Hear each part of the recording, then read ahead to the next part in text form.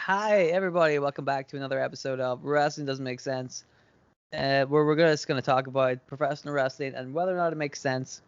And in our view, there's some stuff going on right now that doesn't really make a whole lot of sense. And we should probably talk about it, right? That's the point of the show. I guess so.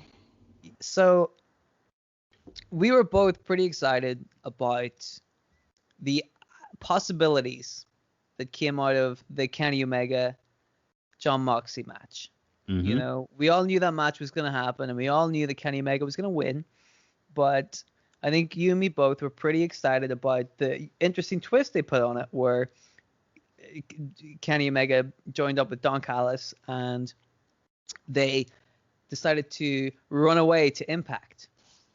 Ooh, intriguing. We could see like an interesting kind of crossover storyline here, or something fun with Kenny Omega kind of like turning his back on All Elite Wrestling or something like that.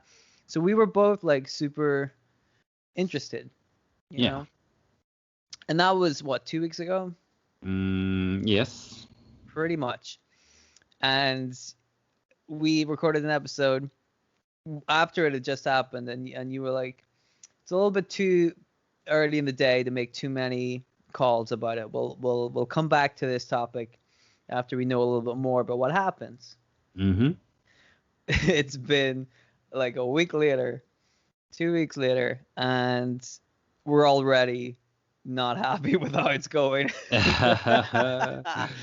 It's mystifying to me that they did, like I said on the show, I thought that was the most interesting thing All Elite Wrestling had done all year. More interesting than throwing Chris Jericho into a big vat of orange juice. More interesting than whatever Matt Hardy's doing. More interesting than Mike Tyson or Shaquille O'Neal turning up for practically no reason. I thought this had legs, and it could be really cool if they planned it out and they did something with it.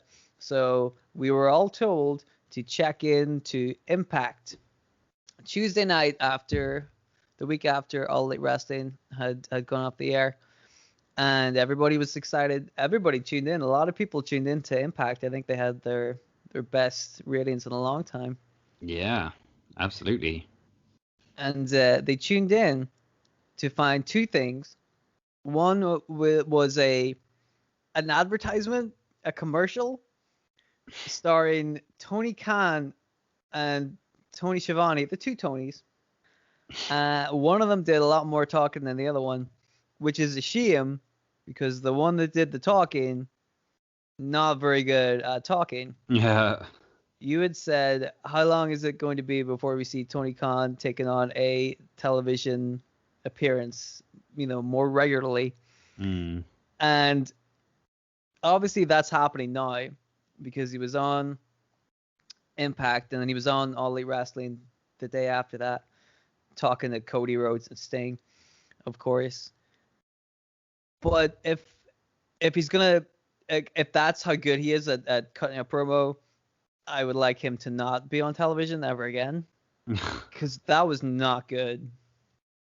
I wouldn't necessarily say he's a natural in front of the camera. No. Has he ever... This is a guy who does like conference calls and meetings and talks to people, but it seemed like he never... Like he just learned to talk. You know what I mean? Like he didn't seem cut out for that. But also, the whole point of that promo, the whole point of that commercial, whatever the fuck it was, right? Was kind of just to say TNA isn't, or Impact isn't as good as All Elite Wrestling. Like there was no purpose to that other than Tony Khan saying All Elite Wrestling is the best. We paid money to TNA or to Impact to have this commercial aired, so thanks very much. We helped you out there. We're helping you out by having Kenny Omega here. That whole promo didn't make it seem like Tony Khan was angry at Kenny Omega at all. No, compared to like the last time we saw him on TV, before that was where Kenny Omega and Don Callis are like storming out of the arena like with the title after just stealing it. Mm-hmm. And he's like, kind of questioning what was going on and stuff. And it didn't exactly seem like he was on the same page as Kenny Omega and Don Callis. But whereas this like commercial, all of a sudden he's like almost taking credit for it. Right. He made it seem like it was kind of like his idea or the company's idea or whatever, which, kind of breaks kayfabe. Mm-hmm. Obviously they don't give a fuck about any of that shit, which to me is weird, right? Because then if you get rid of all that, why would you do it? If you get rid of the whole, like, we all know it's gimmicked, right? Mm-hmm. But the point is that they're acting like it's not gimmicked. Yeah. That's the point. So if you know it's not, if you know it's gimmicked, and then you tell everybody that it is gimmicked and that your company is a gimmick show and none of it matters, then what's the point of doing it? Yeah. Then it's not wrestling anymore. It's just two guys doing a fucking dance, right? It's not. You've just totally eliminated all like sense of intrigue because you're like, it doesn't matter. Yeah, it's not like in Marvel movies where, like, Thanos will, like, kill a Marvel hero and then turn to the camera and say, "Nah, don't worry about it. We're just acting." Yeah, it's like, it's not real. Don't worry. Don't cry. He'll come back. Right. Why would you do that? Especially if before that Thanos had said, "I'm going to kill you right now, and this is definitely real." And then turned to the camera and said, "Don't worry, it's all an act." Yeah. It's just really weird, dude. I didn't like that. I thought that was really weird. But it got better and or worse because the really exciting segment that we've been promised between Kenny Omega and Impact Wrestling was a sit-down interview with Kenny Omega, Don Callis, and Josh Matthews. Mm-hmm. For like 10 minutes. Yeah. And nobody ran in. Nobody did anything. Nobody started a thing. Nobody from Impact seemed to care that Kenny Omega was there because they didn't do anything about it. Yeah, but I think we've got to give them some leeway here because of like the short turnaround between, this angle starting on Dynamite the week before, and they'd already taped all the stuff for Impact like in advance, so they had to make like a special effort to record this promo in the limo and get that inserted into the show. So I guess disagree. I disagree because how long has Impact taped that show for? I would have said at least a few weeks. Okay, when did they know that they were putting the belt on Kenny Omega? Well, this is the thing. I don't know. It seems... I feel like if they had enough time to think about it, like, but that's the thing. That's the thing. Maybe you are right in that it just they didn't plan it that far ahead. Because if they had planned it properly ahead, they could have taped a backstage segment that made it look like it was taped that week. Yeah. But had a gimmick where somebody interferes or something happens, right? And then it's sort of the end of the show. And like tape that like, beforehand. Because, they knew that was going to happen. But they didn't. So the promise, basically all we got was an appearance of Kenny Omega on Impact. He didn't do anything revolutionary. He didn't say anything like he really did not, what did he reveal? Absolutely nothing. Exactly. What about his motivations? What do we know more about now? What's he going to do next? Who the fuck knows? Nobody. And we were promised a big surprise for Impact, and the surprise was just Kenny Omega. Which is a letdown. And we were all told to tune in the next day on Wednesday for All Elite Wrestling, where there'll be a big surprise. And what was the surprise then? Kenny Omega did a thing, and just nothing interesting was announced again. Yeah, it's just more of the same. Right, so now we got a full week of just Kenny Omega and Don Callis talking. So Tune in to Impact. Big surprise next week. I mean, I've heard that twice already. Tune in to All Elite Wrestling that week too. Big surprise. Dude, given what All Elite Wrestling's big surprises have been recently, I'm not interested. And we'll get to that in a second. I just want to say that this whole storyline in 1 week it's gone nowhere. Yeah. Nowhere. So, like, why would we want to tune into Impact? Because what's he going to do this time?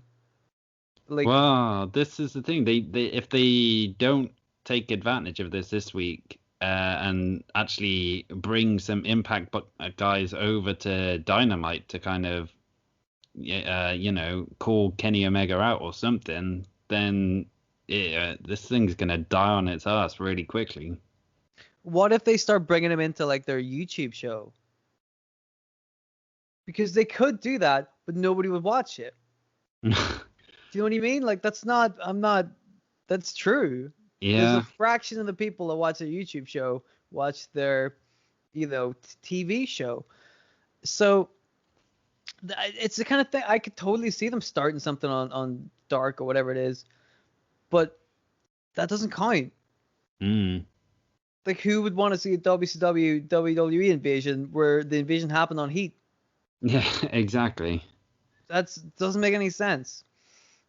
Like, nothing about this storyline has, like, made an impact or seemed interesting so far. And the problem with having this buffer week where nothing happened is, why would I want to see what happens this week? And they always have, like, I say always. I mean, last year they had a break over, like, the holidays, and I assume they're going to do that this year as well. I have no idea. I thought they were going to tape all the way through. Oh, okay. Well, maybe that's what they're going to do. But, like, the year's almost over, dude. They only got a couple of weeks here to make something interesting happen, and I don't think they're going to be able to do it. Because by now, what could they possibly do that would be interesting? Well, yeah, it's like I say, I think unless they start having Impact crossover onto Dynamite as well, then like nothing's really going on. Like, or just get some sort of interaction going at all. Because like you say, at the moment it's just been, Kenny Omega doing these like promos and stuff, and I think he at the Final Resolution pay-per-view on Saturday, he kind of gave Carl Anderson a pep talk as well ahead of his match with Ethan Page. But, like, you got to do more than that. Like, they should be teasing more, and like the potential for Omega versus Rich Swann match or something like that. Like, they should really be like hitting that and building up the like anticipation. But it's just, like I say, it's just been wasted momentum. That's what I think, dude. Like, they didn't do any kind of crossover potential at all. And that's so strange, because people were talking about how, the dream matches we could have between Impact and All Elite Wrestling. Oh, the guys that could happen, blah, blah. But none on both sides, neither of them seem interested in actually doing anything right now. And that's because of that Kenny Omega promo. Like, he didn't hint at anything like that. He didn't say these two companies, which company am I going to work for? Impact or All Elite Wrestling? I'm the one with this bell. I can, I'm here in Impact. I could turn up at any show I want. But there wasn't any intrigue. They didn't seem like they fired a shot, Yeah. It was just kind of flat. And I feel like it's not, I do, honestly. And this episode is going to go up on Thursday, which will be right after Impact and All Elite Wrestling have gone on. So I'm going to make a little statement right here. If anything interesting happens, I will retroactively go into this episode and edit this part out and edit in me talking about how great the thing they've done recently. Yeah. I think that's fair. So if you hear that message, fuck all has happened for 2 weeks in a row. You're welcome. Hello, this is just me living up to my promises and adding a little bit into the show. After we saw what happened in Impact, here's what happened. They set up a match, Kenny Omega and the Good Brothers versus Rich Swann and the Motor City Machine Guns. They set that match up for Hard to Kill Impact pay-per-view, January 16th. I mean, I don't get it, dude. Kenny Omega and the Good Brothers hanging out. Does that mean we're going to see the Bullet Club? I don't know. I don't feel like, hey, you know, and my opinions on this storyline have been made very clear throughout this whole podcast, but let's just say it really still doesn't seem as if these two promotions are at war. And I don't think that that was ever the intention now, which makes the whole Kenny Omega running off to Impact bit seem really strange if there's not going to be any kind of proper animosity between the two. That's what I feel like. I feel like it's not an invasion angle. It's just a partnership. But I feel like the way they started it with Kenny Omega running off to Impact felt like an invasion angle. So I feel like maybe people should be a little bit cheated out of that, you know. But hey, that's it. That's me. Enjoy the rest of the show. You get a 6-man tag match at Impact in January. Exciting stuff. Thank you very much, Kenny Omega and Tony Khan. You've really changed the wrestling industry. All right, back to the show. I don't know, man. I'm not excited with this at all. And that's just, they don't know how to run angles. They don't know how to run angles, dude. Speaking of, can you tell me the tale of Shaquille O'Neal? That rhymed. Like, Shaquille O'Neal, this again is mystifying. What's the name of the girl? Jade Cargill? Jade Cargill. Jade Cargill. Yes. So Cody Rhodes is cutting a promo a couple of weeks ago. Jade Cargill comes in and cuts this dog shit promo. And then at the end she's like, "Oh, by the way, I'm gonna manage Shaq, right?" But here's the deal. There was a segment between Cody Rhodes, Jade Cargill, Brandy Rhodes, and the gist of that segment was, it felt like Cody Rhodes was gonna have some kind of interaction. Shaquille O'Neal and Cody Rhodes was going to have Brandy on his side, and Shaquille O'Neal was going to have Jade Cargill on his side. Mm-hmm. That was the impression. Week after that, nothing happened. I should make it clear. They announced Shaquille O'Neal on this week. He didn't appear. They said Shaq's coming, and he didn't turn up, so nobody gave a fuck. Week after that, nothing happened. Right? Was it the week after that nothing happened? I think, yeah. It was the initial week was the one with Jade and Cody, and then the following week was when Jade broke Brandy's arm in like a 30-second backstage segment. And then the week after that, I believe Jade was suspended, and then the week after that, the week after that was when I think that was when it was Brandy and Shaq in the sit-down interview. Okay, Brandy and Shaq. Yes. What the fuck? Because right, so that's what, 3 or 4 weeks later. Yeah, at least, yeah. So people have already forgotten about this segment, but also the segment wasn't about Shaquille O'Neal and Brandy. The segment was about Jade Cargill and Brandy. Mm-hmm. That was that, right? And wait, fucking the girl broke Brandy's arm. Yep. That's the story between those people. The other story is supposed to be Cody Rhodes versus Shaquille O'Neal. So 3 weeks after he was announced to be working with All Elite Wrestling, he finally makes an appearance. And I gotta say, dude, if you get any job in the world ever, and you turn up 3 weeks after you're supposed to start, and just appear super lethargic, yeah, I don't know. You're not gonna keep that job for much longer. Yeah. Shaquille O'Neal turned up and said pretty much nothing. He said he was uninterested in wrestling Cody. Yeah. He actually said that. Which isn't exactly the kind of start to the angle that you think, okay, I really want to see them wrestle then. Like, if Shaq himself doesn't even want to wrestle Cody, then, well, okay, why should I? That's not even hard.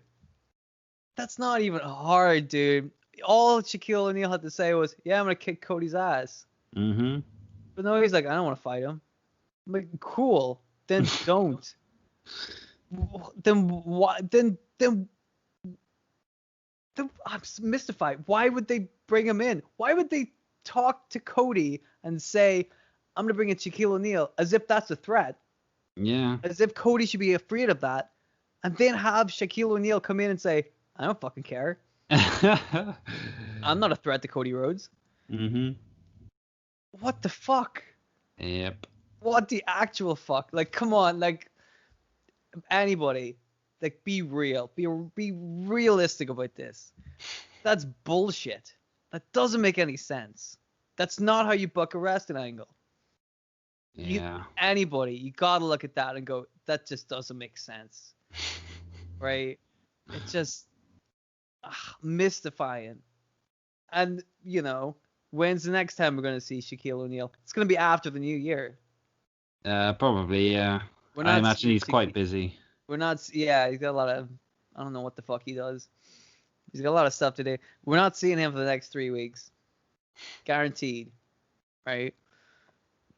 But, like, what are they building to then? Brandy versus Shaquille O'Neal?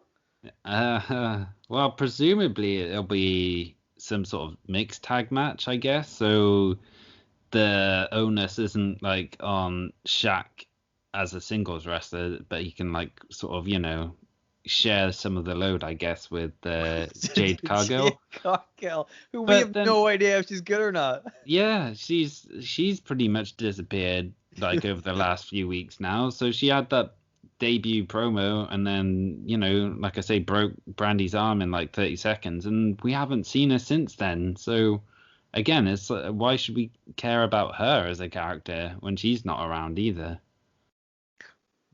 But why would she care? Like, think about it. Who was Jade Cargill before she turned up to confront Cody? Oh, no one really knew who she was, I would have thought. Right. So she is turning up and she's going up against Cody Rhodes. Mm-hmm. Right? But why? Why is this random woman allowed to just talk to Cody Rhodes? Like, where did she come from? What's her reasoning for this? Yeah. I thought she was going to be managing Shaquille O'Neal, but if Shaquille O'Neal doesn't give a fuck and Cody doesn't seem to want to fight him and he doesn't want to fight Cody, then that seems like that's not part of the, you know, there's no threat level there. So why would she, like, why any of this? I don't know, man. I think the only person who's come across as actually wanting to fight anyone is Brandy Rhodes. Right. And I don't know why they don't just do that. But, like, why didn't she come in and confront Brandy? Yeah. And then Cody could come in and protect Brandy, and then she could have said, oh, well, I'm not afraid of Cody because I've got backup on my own, Shaquille O'Neal. Mm-hmm. That makes sense. And it takes no time to think of it. Yeah. But it's almost like they've just tried reinventing the wheel, but they've come up with something that doesn't really work as well. So, yeah, it's baffling. Dude, I don't know. I do not know. I do not know. Mm-hmm. If anybody can make sense of that, please let us know. I don't know, man. I'm starting to feel, well, not starting to feel. Clearly, I've felt this for a while, but just they don't know how to make storylines.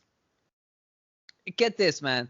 Pac came back a couple of weeks ago, right? The CM episode that Pac came back on was the week that Shaquille O'Neal was announced. Mm.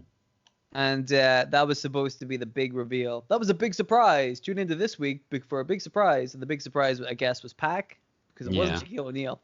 So Pac is back. That also rhymed. And guess what, man? Pac is no longer on the TV show right now because he went back to England for Christmas and had to quarantine, so he had to leave 2 weeks early. So he's not here to tape the episodes for all of December. Mm-hmm. But they brought him back 2 weeks before December. I mean, what the fuck was the point? What? Holy shit, dude. Come on.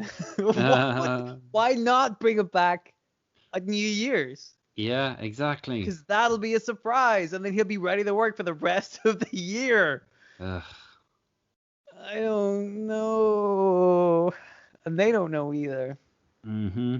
What happened to Eddie Kingston? He's dicking around with the Lucha Brothers. What happened to the Lucha Brothers? They used to be one of the best tag teams in North America. And hey, wouldn't you think that the Lucha Brothers, a well-respected tag team in North America, would get a shot at the tag titles, given that they've been busting their ass for a year and doing stuff? No. Who gets the first shot at the Young Bucks and their tag titles? A team nobody's ever heard of, who don't even work for the company. So if they can just get a title shot, what's the fuck is the point of the rankings? Mm-hmm. What's the point of any of it? They don't think about any of this shit. They just have stuff on their show and like, this is great. Like, well, no, none of it's great because none of it makes any sense.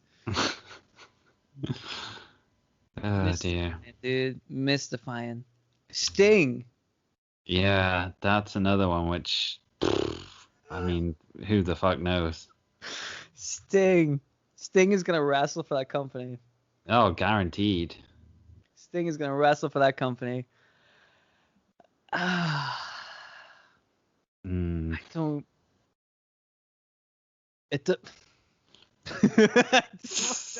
They've got me, man. They made me speechless.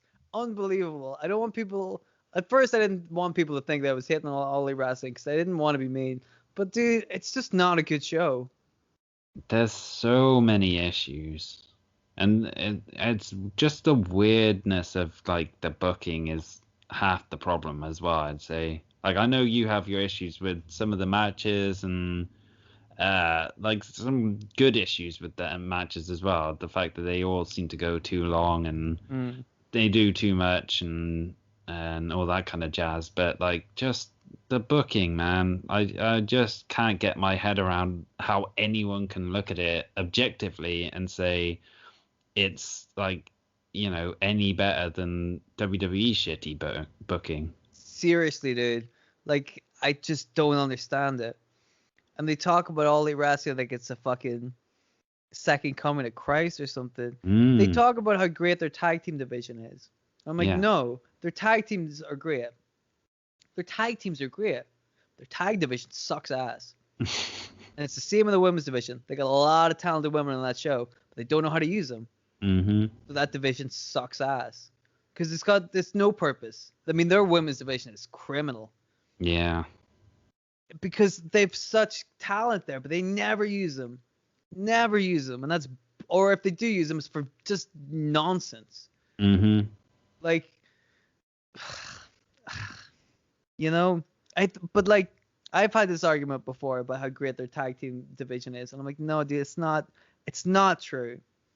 Having all the great tag teams in the world doesn't make a great division if you don't use those tag teams properly. Mm-hmm. None of these fucking things matter.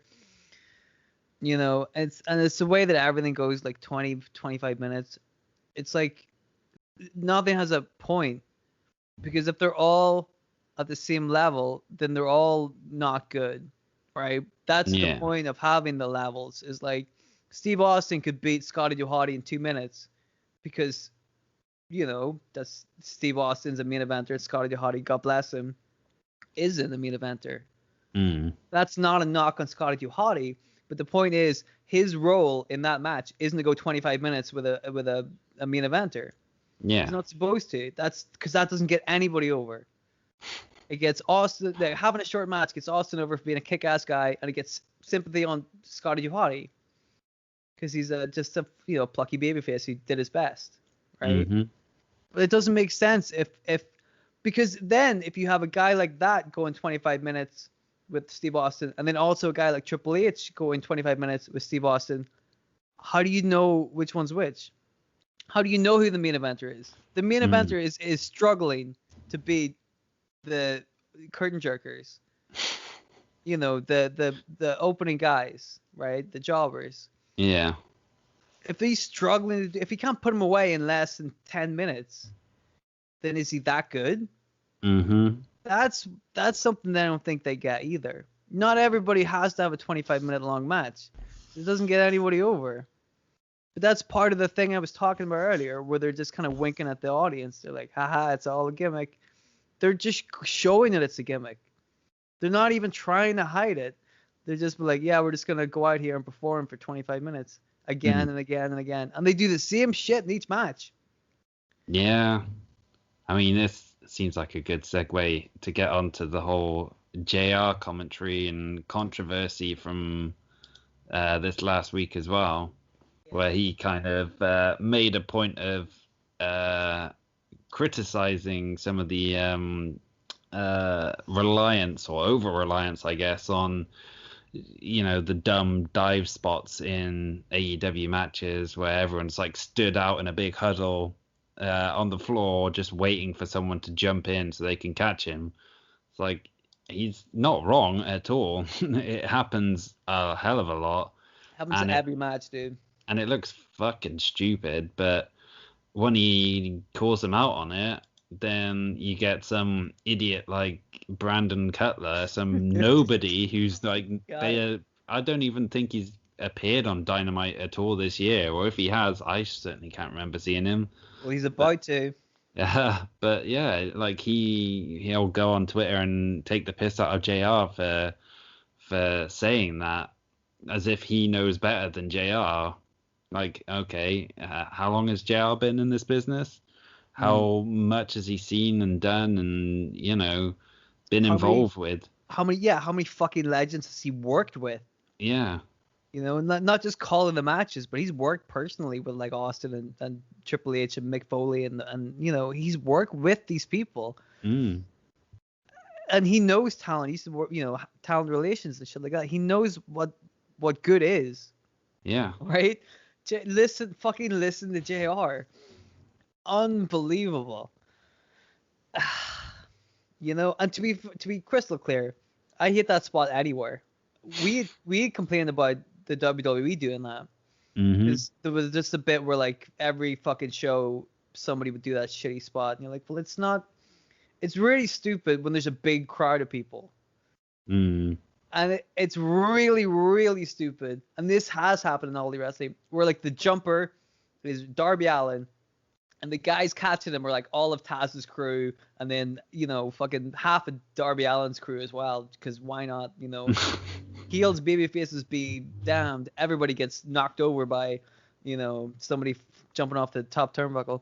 But like, that's 6 muscular dudes, like clearly easily catching this tiny dude, right? Remember the spot where like a smaller guy like that would jump off the turnbuckle in the ring, and the bigger guy would catch him and put him into a power slam? Yeah. You can't buy that if moments before that the big guy didn't catch him and then fell over along with 3 of his other big friends. That makes them all look like idiots. Let me tell you this, man. Brian Cage, there's a big looking dude, right? Scary, muscular as fuck.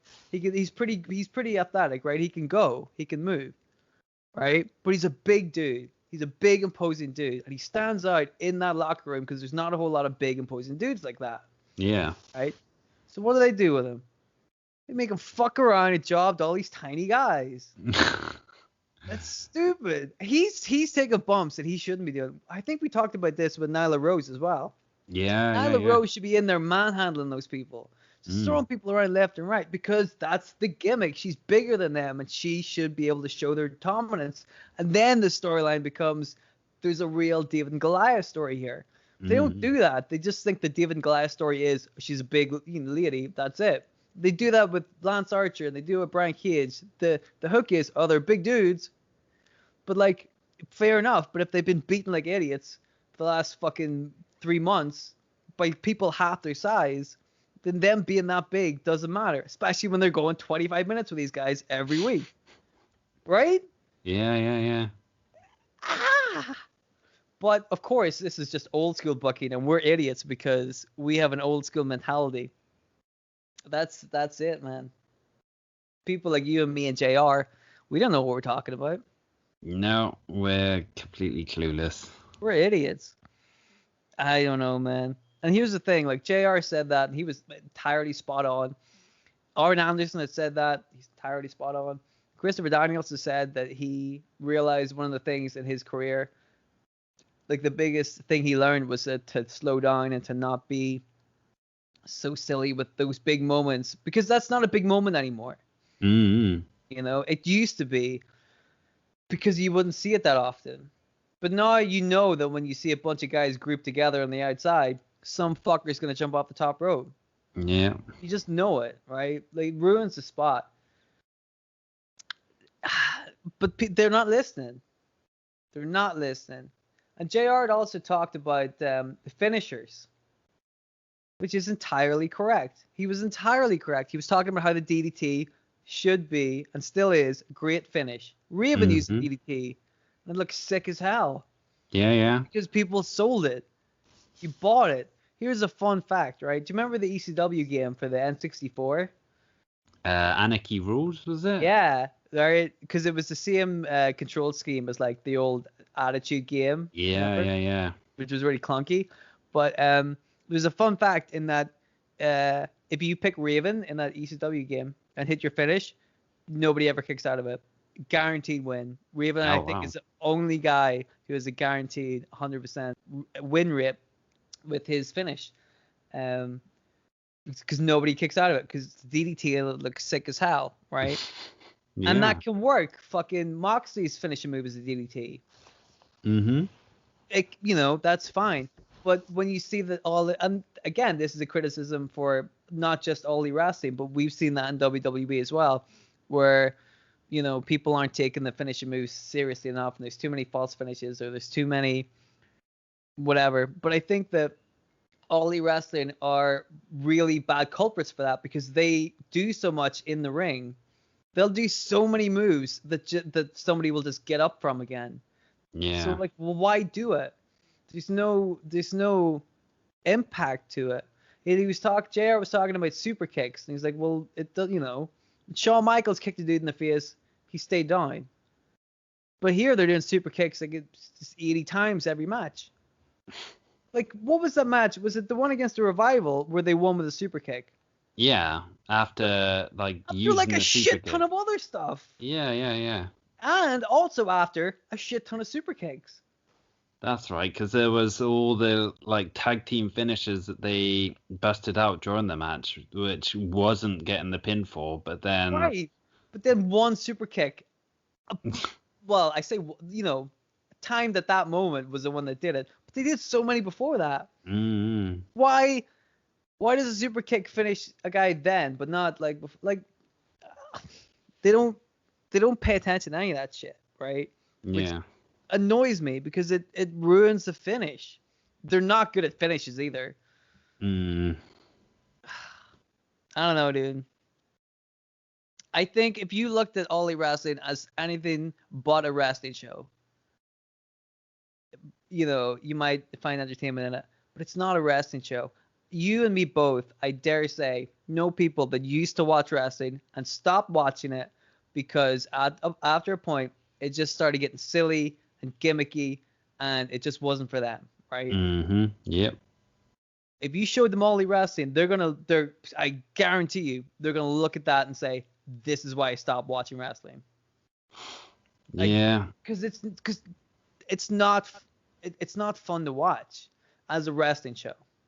I'd say, well, the thing is, it's almost like car crash wrestling, because in terms of everything going on, not just the matches, but it's just kind of a mess, and it's, I guess, got a feel to it that isn't quite as polished and as slick as WWE, which kind of comes across as a bit more controlled and as if it is planned out, I guess. Whereas this it just looks so haphazard a lot of the time, where I guess the selling point could be that you don't know what's going to happen next. Although saying that, as soon as you do start watching it for like a couple of shows, then you'll quickly pick up where it's going to go next, and somebody's going to get beat up backstage. Yeah. But yeah, I mean, it's kind of the closest thing going on at the moment to the Attitude Era, I guess, which is why like people are like clinging to it and refusing to see like the bad points and stuff like that. And I don't think that's what it is. Yeah. I will respectfully disagree. I don't think that's what it is. I think a lot of people, because the people who enjoyed the Attitude Era are the people who faded out after a while and thought it got too gimmicky, right? Those aren't the people that All Elite Wrestling has attracted. You know, the people that All Elite Wrestling has attracted are just hardcore fans who are fed up of the WWE. Yeah. And they like the Young Bucks and they like Kenny Omega, and so because of those names, they have attached themselves to All Elite Wrestling instead of the other wrestling companies that exist, like Impact, that I haven't watched a whole lot of recently, so I don't know how good they've been, but they've been really good in the past. Mm-hmm. And they weren't able to make a new fan base. And also, for the record, way back in the day, TNA, even after Bischoff and Hogan like kind of ruined everything, they were still they were making bigger numbers than All Elite Wrestling are making. Well, yeah, but I think it's hard to kind of judge stuff like that though, because in terms of TV ratings, the landscape has changed so much over the last 10 years alone, let alone like the last 20 years. So with all the different options out there and the ways of watching TV and stuff like that, like it's not comparable really. Okay, I'll grant you that, but I don't think that All Elite Wrestling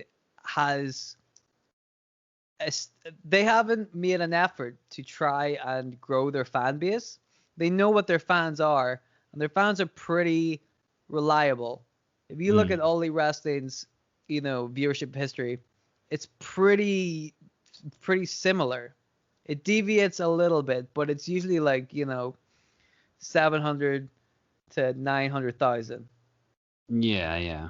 And it's really like they're not growing any more than that. They're not doing anything that would get other people interested. They're just catering to their own fan base. Well, saying that the last couple of weeks has seen growth since like the Kenny Omega angle kicked off, but then like we've already talked about, that's kind of gone nowhere so far. So you kind of wonder how long that growth is going to last. Right. Like, but again, it's not even like it's not over 1 million or anything like this. It's like, and they've got to that kind of number before, but that just is proof that they're not really growing a fan base. They still have their fan base, and they're not able to retain viewership or gain more concrete viewership, and that's because I think their product is just alienating to a lot of people, because it's not. I don't think it's like the Attitude Era at all. Because the Attitude Era had some other stuff. The Vince Russo was very good at car crash television, right? But the Attitude Era wasn't all that. WCW turned into that for a brief period, as we have seen. Our little watch-along shows. And you can see that being real car crash TV, and it was literally a car crash. It was terrible. Because none of it made sense, and they all forgot what wrestling was about. There was so many gimmicks, and there was so much unnecessary bullshit, and there was so many like stipulations for the sake of stipulations, and there was so much gaga bullshit, right? That it just turned people away from it. But it didn't turn everybody away from it, because WCW still had their hardcore fans. And that is what I would say All Elite Wrestling is. I wouldn't say it's the Attitude Era, but I would say it's Vince Russo-esque WCW. And people are gonna really fucking, well, they would really flame me for this if this podcast got more than 20 views. But I think I'm safe for the next couple of months. But it's true, right? You can let's look at them both. Just shit happens and nobody cares, and also nobody can explain it. And then it's on to the next thing, as if it never happened. But always the trick is that they're basically letting the audience know that it's all gimmicked and it's all a work, because it's so ridiculous. It's so stupid. And the trick is, the WWE, they do ridiculous, stupid stuff all the time, but they do it with a veneer of this works, right? This is real. Yeah. And they do it because it's real in their universe. They've if you just look at the WWE as its own separate identity, they have established rules and they're able to, do stuff within those rules, and it makes sense within those rules. Like any media thing you want to pick up, rules are established and their rules are followed, and therefore it makes sense, right? So even when they get silly with, they're getting silly with all this, cinematic bullshit and stuff like this, right? But also they've had a dead man on their active roster for 30 years, right? A literal zombie. They've already established this shit. So you have to take it with a pinch of salt, right? They follow their own rules. And All Elite Wrestling and WCW back in the day just didn't have any rules. They thought, what we have to do is just do whatever. And they didn't stick to their own universe. They were winking at the audience. They were saying, it's a gimmick, wink, wink. You know what I mean? Yeah. The WWE guys act as if this is verbatim, this is the way it's going, right? They're not winking at the audience. They're not telling everybody it's bullshit. But you know that if you watch that show, it's kind of bullshit. You know it, right? But in All Elite Wrestling and WCW, they were just flat out just like, even in WCW, they literally were at some point just talking about how somebody didn't go against, they were going against the script, and this isn't part of the finish and shit like this, right? Yeah. Just super embarrassing to watch that they put that on TV. But like, how long is it going to be before All Elite Wrestling do that shit? Right? And they're going to do it because it'll pop the boys, or it'll make Jim Cornette angry. Because that's why they do their shit. That's my theory. I think they just do stuff. After that fucking dinner debonair thing from Jericho, I'm like, they're just doing stuff to annoy Jim Cornette. That's they're using their television program to annoy an old man. And that's, come on. I don't. I just don't. I'm mystified. I want to say one more thing before you wrap things up. 14-man tag match. Yeah. What the fuck? Nobody thought that was a good idea. Nobody. I guess it's just all about pushing the inner circle angle rather than the match itself, but because the match can never work. That can't ever work. Nobody would want to watch that. Nobody would think that's a good idea unless you're just adding stipulations for the sake of adding stipulations, right? It doesn't make any sense. That's the epitome of a clusterfuck. Yeah. How is that even going to work? This, by the way, this episode was taped before that episode of All Elite Wrestling has aired. So once again, disclaimer: if it turns out that wrestling match worked really well, I will go back in and edit this podcast, cut this little section out, and replace it with a bit where I said, "Hey, you know what? They really made that 14-man match where one of the cunts in the match already said they were gonna do that stupid spot that JR didn't like." Then I'll replace this bit. But if you hear this message, then they didn't do that, and it was a shit show. Oh dear. I'm disappointed, man. Sports-based wrestling, an alternative to the WWE. That's what we were promised, and it's been a year. It's been a year. We ain't got that shit, dude. It's been more than a year. I don't care. Yeah. I just don't care. Here's the thing. I really am tempted to just never talk about them again. So we're gonna get to the end of the year, and I'm gonna try and get all of my All Elite Wrestling hatred out. And then 2021, we're gonna talk about nice things that make me happy. Because I'm up for that. I'm fed up of talking about this bullshit. Yeah. Hurts my head trying to make sense of it. Yeah. Oh man, I really wish this podcast was kind of successful, so that next week on All Elite Wrestling we could see them making fun of us. Because that's the kind of bullshit they would do. Yep. You know. I don't know. Anything else you want to say? This shit show. It's just, we've talked about this kind of stuff before, and I know it's not like a super popular opinion with like a lot of like wrestling fans out there on the internet and that kind of thing, but again, it's just so frustrating to be able to see this stuff and recognize it and then feel like we're in the minority for recognizing it and seeing it. It's like, oh man, it almost puts me off wrestling altogether. Seriously, man. Like, I get that. Like, I felt like that too, where people just, they don't want to listen to other opinion other than All Elite Wrestling is great. And I refuse that. If you could say that you enjoy watching All Elite Wrestling, but you can also acknowledge that it's garbage, I'm like, that's fine. I've already said it's just not my style of wrestling. I'm just not interested in that. But if you do like that stuff, that's fine. But nobody with a straight face can look at the shit they put out and say that it's any better than the WWE. Mm-hmm. That is bullshit. Yeah. It's the same. It's the same but faster. That's all it is. They just move so much faster and do so much more shit, but it's the same. Yep. Arguably worse.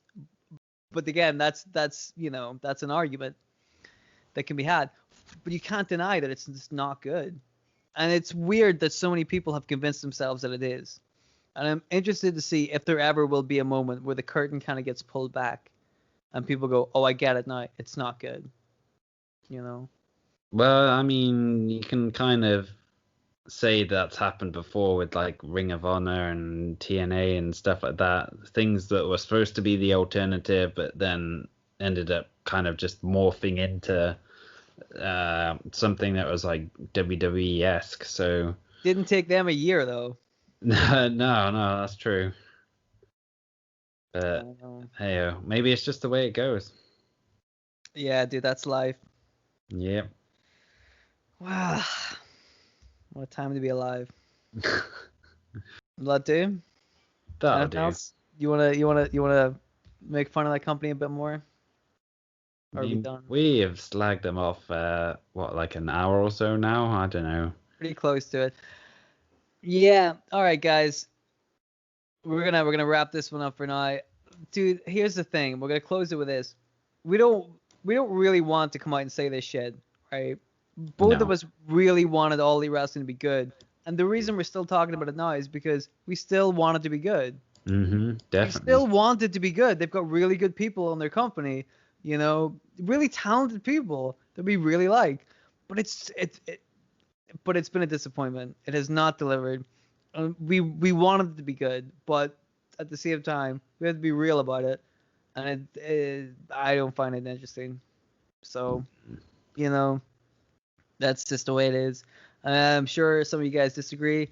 Let us know in the comments, because God, I guess the comments are good for the YouTube algorithm. So if you just shit, if the comments are just people talking how much they hate us, hey, I guess that's fine. Yep. It's YouTube, so fucking go nuts, man. Or if you agree with us, let us know, because we'd love to talk to some people who share that kind of that feeling, Mm-hmm. But yeah, that's it. We're gonna wrap this one up. We're gonna see you guys in the next episode. I think we're gonna do something a little bit more cheery, a little bit more fun, but we'll see. We'll get there. But yeah, thanks for listening, guys, and we'll see you in the next one. Bye. Bye.